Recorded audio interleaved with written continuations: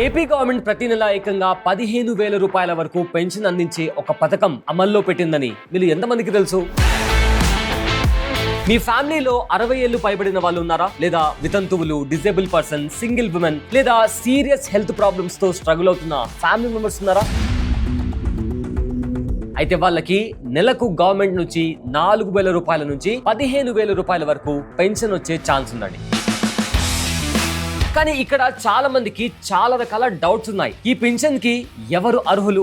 White ration card కంపల్సరీయా? ఒక ఫ్యామిలీలో ఇద్దరికి పెన్షన్ వస్తుందా? అప్లై చేసిన తర్వాత ఒకవేళ అప్లికేషన్ రిజెక్ట్ అవుతే అప్పుడు ఏం చేయాలి? పెన్షన్ సడన్ గా ఆగిపోతే ఏం చేయాలి? ఈ వీడియో ఎండ్ అయ్యేసరికి ఎన్టీఆర్ భరోసా పెన్షన్ స్కీమ్ గురించి మీకున్న ప్రతి డౌట్ క్లియర్ అవుతుంది. సో స్కిప్ చేయకుండా ఎండ్ వరకు చూడండి. హాయ్, నా పేరు Abulai Syed. Let's get started.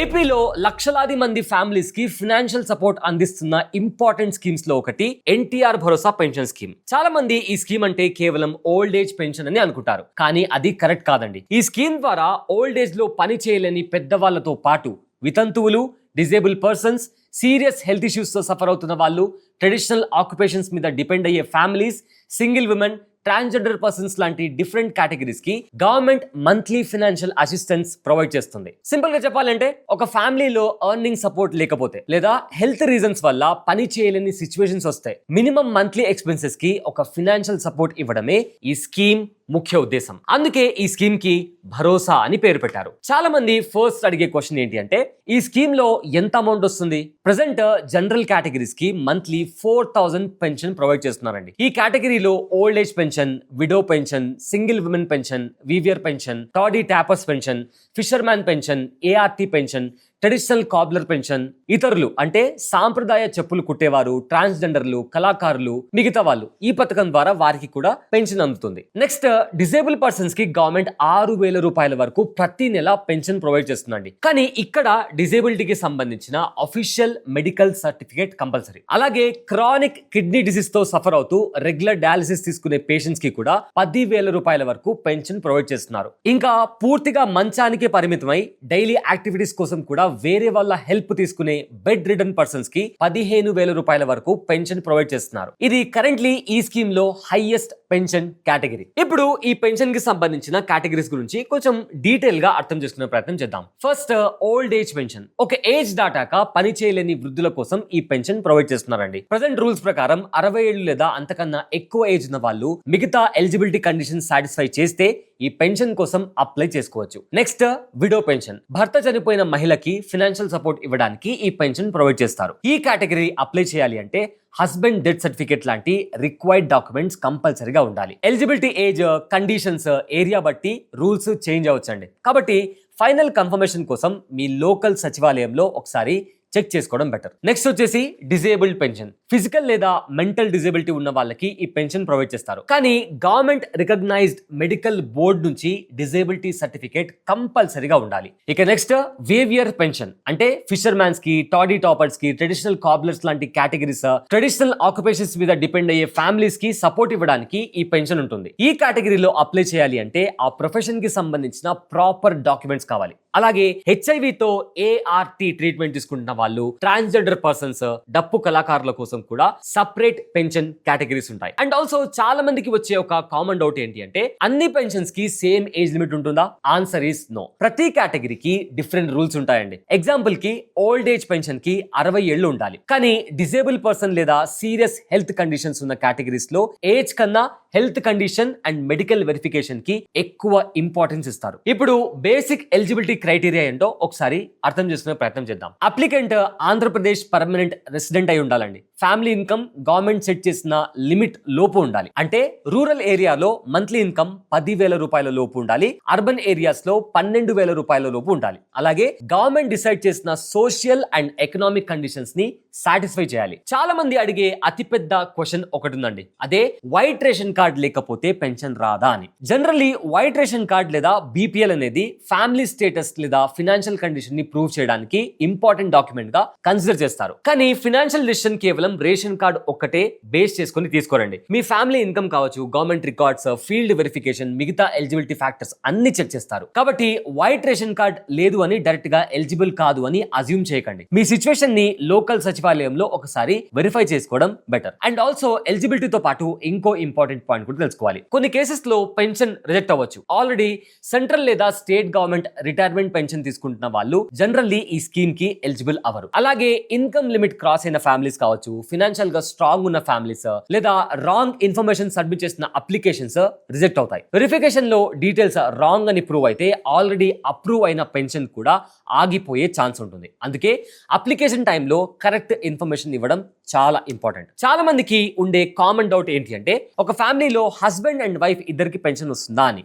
Answer అవునండి, కొన్ని సందర్భాల్లో రావచ్చు, కానీ కండిషన్స్ అప్లై అవుతాయి. ఎగ్జాంపుల్ కి హస్బెండ్ ఓల్డ్ ఏజ్ పెన్షన్ కి ఎలిజిబుల్ అయి ఉండొచ్చు, వైఫ్ వేరే కేటగిరీలో లైక్ డిజబిలిటీ పెన్షన్ ఎలిజిబుల్ అయి ఉండొచ్చు, లేదా ఇద్దరు కూడా ఇండివిజువల్ గా ఓల్డ్ ఏజ్ పెన్షన్ ఎలిజిబుల్ అవ్వచ్చు. కానీ ఇది ఆటోమేటిక్ గా అందరికీ అప్లై అవ్వదండి. Family income, government verification, individual eligibility అన్ని చెక్ చేసిన తర్వాత మాత్రమే ఫైనల్ అప్రూవల్ ఇస్తారు. వీడియో కంటిన్యూ చేసే ముందు మీ అందరికీ ఒక ఇంపార్టెంట్ పాయింట్ గురించి చెప్పాలండి. మన ఫ్యామిలీ రెస్పాన్సిబిలిటీస్ అనేవి చాలా ఇంపార్టెంట్. సో ఒకవేళ ఆ రెస్పాన్సిబిలిటీస్ ని ఎవరు తీసుకోకపోతే మీ ఫ్యామిలీ పరిస్థితి ఏంటి? అండ్ అలానే మీరు లేకపోతే లేదా మీ ఇన్కమ్ ఆగిపోతే మీ ఫ్యామిలీ ఫ్యూచర్ పరిస్థితి ఏంటి? ఎప్పుడైనా దీని గురించి ఆలోచించారా? లేదు నేను ఎలాంటి ప్లాన్ చేసుకోలేదు అన్నట్లయితే టర్మ్ అండ్ హెల్త్ ఇన్సూరెన్స్ తీసుకోవడం చాలా ఇంపార్టెంట్ అండి. మీ ఏజ్ చిన్నదే, పైగా పెద్దగా ఎలాంటి జబ్బులు లేవు అన్నట్లయితే కేవలం 400 రూపాయల నుంచి 500 రూపాయల ప్రీమియం కడితే ₹1,00,00,000 వరకు టర్మ్ ఇన్సూరెన్స్ కవరేజ్ పొందొచ్చు. అండ్ అలానే ఆన్లైన్ లో తీసుకున్నట్లయితే అప్ టు 15% వరకు డిస్కౌంట్ పొందే అవకాశం కూడా ఉంది. ఇక్కడ ఇంకో ఇంపార్టెంట్ పాయింట్ ఏంటి అంటే, ఈ ప్లాట్ఫామ్ లో 51కి పైగా ఇన్సూరెన్స్ పార్ట్నర్స్ ఉన్నారు. అండ్ అలానే హెల్త్ ఇన్సూరెన్స్ తీసుకోవడం కూడా చాలా ముఖ్యమండి. ఒక హాస్పిటల్ బిల్ మీ సేవింగ్స్ అన్నిటిని జీరో చేయగలదు. దానికోసమే మీరు నెలకు కేవలం 400 నుంచి 500 రూపాయల ప్రీమియం కడితే మీరు ఒక డీసెంట్ హెల్త్ ఇన్సూరెన్స్ కవరేజ్ పొందే అవకాశం ఉంది. ఇప్పుడే ఆన్లైన్ లో తీసుకున్నట్లయితే అప్ టు 25% వరకు డిస్కౌంట్ పొందే అవకాశం ఉంది. ఈ ప్లాట్ఫామ్ లో డెడికేటెడ్ రిలేషన్షిప్ మేనేజర్ ఫెసిలిటీ కూడా ఉంది. డిస్క్రిప్షన్ అండ్ కామెంట్ సెక్షన్ లో లింక్ ఉంది, క్లిక్ చేయండి అండ్ కంపేర్ చేయండి. అండ్ అలాగే టర్మ్స్ అండ్ కండిషన్స్ సరిగా చదివి మీకు నచ్చితేనే కొనుగోలు చేయండి. ఇక తిరిగి మన వీడియోని కంటిన్యూ చేద్దాం. మరి పెన్షన్ అప్లై చేయడానికి కావాల్సిన డాక్యుమెంట్స్ ఏంటి?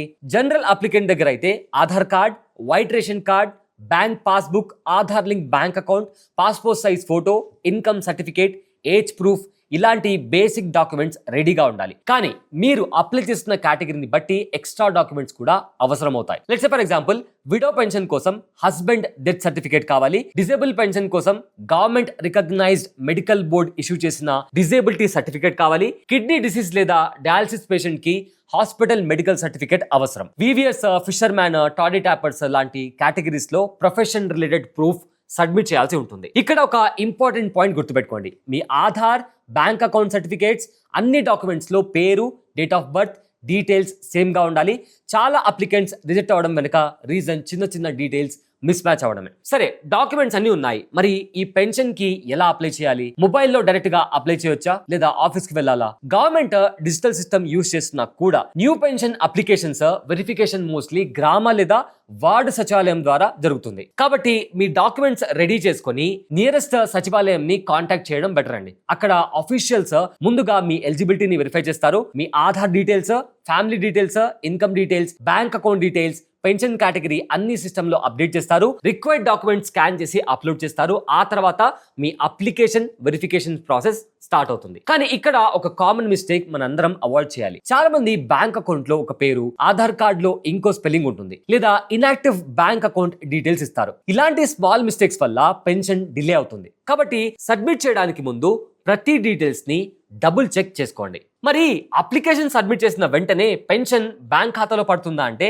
అలా కుదరదండి. ఫస్ట్ ఫీల్డ్ వెరిఫికేషన్ జరుగుతుంది. అఫీషియల్స్ మీ ఎలిజిబిలిటీని చెక్ చేస్తారు. ఒకవేళ అవసరమైతే మీ ఇంటికి వస్తారు. మీ family condition, income, health condition, documents అన్ని వెరిఫై చేస్తారు. ఈ ప్రాసెస్ కంప్లీట్ అయ్యాక ఎలిజిబుల్ అని కన్ఫర్మ్ అయితే పెన్షన్ అప్రూవ్ అవుతుంది. ఇప్పుడు అసలు మ్యాటర్లోకి వద్దాం. పెన్షన్ తీసుకుంటున్న వాళ్ళు కంపల్సరీగా గుర్తుపెట్టుకోవాల్సిన important point eKYC and bank details. Government ఇప్పుడు చాలా వెల్ఫేర్ స్కీమ్స్ లో ఆధార్ బేస్డ్ వెరిఫికేషన్ ని యూజ్ చేస్తుంది. కాబట్టి మీ ఆధార్ లో పేరు, date of birth, mobile number లాంటి డీటెయిల్స్ కరెక్ట్ గా ఉండాలి. అలాగే మీ బ్యాంక్ అకౌంట్ ఆధార్ తో లింక్ అయి ఉండడం ఇంపార్టెంట్. ఎందుకంటే pension amount direct benefit transfer అంటే డీబీటీ ద్వారా డైరెక్ట్ గా బెనిఫిషియరీ బ్యాంక్ అకౌంట్ లోకి వస్తుందండి. డీబీటీ వల్ల బిగ్గెస్ట్ అడ్వాంటేజ్ ఏంటి అంటే మధ్యలో బ్రోకర్స్ ఉండరు, ఎవరికి కమిషన్ ఇవ్వాల్సిన అవసరం ఉండదు. గవర్నమెంట్ రిలీజ్ చేసిన అమౌంట్ డైరెక్ట్ గా ఎలిజిబుల్ పర్సన్ అకౌంట్ లోకి రీచ్ అవుతుంది. కాబట్టి మీ బ్యాంక్ అకౌంట్ యాక్టివ్ గా ఉందా, ఆధార్ లింక్ అయిందా, మొబైల్ నంబర్ అప్డేట్ అయిందా అనే డీటెయిల్స్ ఒకసారి క్రాస్ చెక్ చేసుకోండి. మరి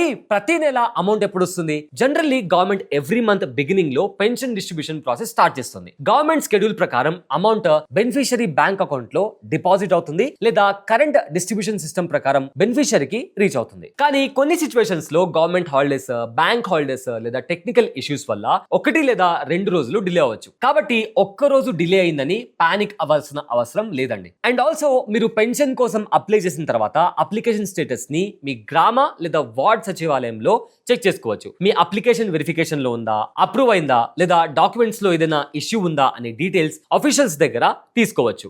ఒకవేళ అడిషనల్ డాక్యుమెంట్స్ కావాలి అంటే వెంటనే సబ్మిట్ చేస్తే ప్రాసెస్ ఫాస్ట్ గా కంప్లీట్ అయ్యే ఛాన్స్ ఉంటుంది. ఇప్పుడు చాలా మంది ఫేస్ చేసే కామన్ ప్రాబ్లమ్స్ గురించి మాట్లాడుకుందాం. అప్లై చేసాం కాబట్టి రిజెక్ట్ అయింది. ఎందుకు?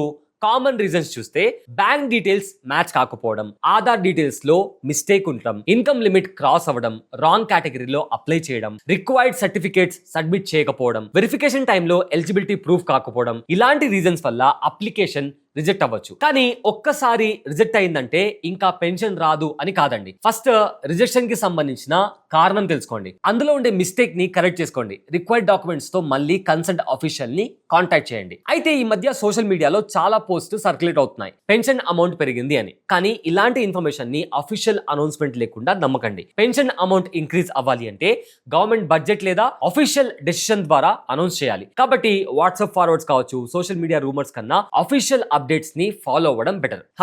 ఇంకో ఇంపార్టెంట్ క్వశ్చన్, ఒకవేళ వైట్ రేషన్ కార్డ్ లేకపోతే అప్లై చేయొచ్చా? మీ ఎలిజిబిలిటీని అఫీషియల్స్ వెరిఫై చేస్తారు. రేషన్ కార్డ్ ఇంపార్టెంట్ డాక్యుమెంట్ అయినా కూడా ఫైనల్ డెసిషన్ కంప్లీట్ వెరిఫికేషన్ మీద డిపెండ్ అవుతుంది. అండ్ ఆల్సో ఇంకో క్వశ్చన్ ఏంటంటే హస్బెండ్ అండ్ వైఫ్ ఇద్దరికి పెన్షన్ వస్తుందా? ఒకవేళ ఇద్దరు ఎలిజిబిలిటీ కండిషన్స్ ని సాటిస్ఫై చేస్తే అప్పుడు ఇద్దరికి వచ్చే అవకాశం ఉంది. సో ఫైనల్లీ ఒక విషయం గుర్తుపెట్టుకోండి, ఎన్టీఆర్ భరోసా పెన్షన్ స్కీమ్ అనేది కేవలం ప్రతి నెల డబ్బులు ప్రొవైడ్ చేసే స్కీమ్ మాత్రమే కాదండి. వృద్ధాప్యంలో పని చేయలేని పెద్దవాళ్ళకి, వితంతువులకి, డిజేబుల్ పర్సన్స్ కి, సీరియస్ హెల్త్ ప్రాబ్లమ్స్ తో స్ట్రగుల్ అవుతున్న వాళ్ళకి, ట్రెడిషనల్ ఆక్యుపేషన్స్ మీద డిపెండ్ అయ్యే ఫ్యామిలీస్ కి గవర్నమెంట్ ప్రొవైడ్ చేస్తున్న ఒక ఫినాన్షియల్ సపోర్ట్. కానీ ఈ బెనిఫిట్స్ కరెక్ట్ గా మీ దాకా రావాలి అంటే మీ డాక్యుమెంట్స్ కరెక్ట్ గా ఉండడం చాలా important. Aadhaar details, bank account, mobile number, required certificates అన్ని అప్డేటెడ్ గా ఉన్నాయో లేదో ఒకసారి క్రాస్ చెక్ చేసుకోండి. సోషల్ మీడియాలో వచ్చిన ఇన్ఫర్మేషన్ ని నమ్మకుండా డౌట్ ఉంటే మీ గ్రామ లేదా వార్డ్ సచివాలయంని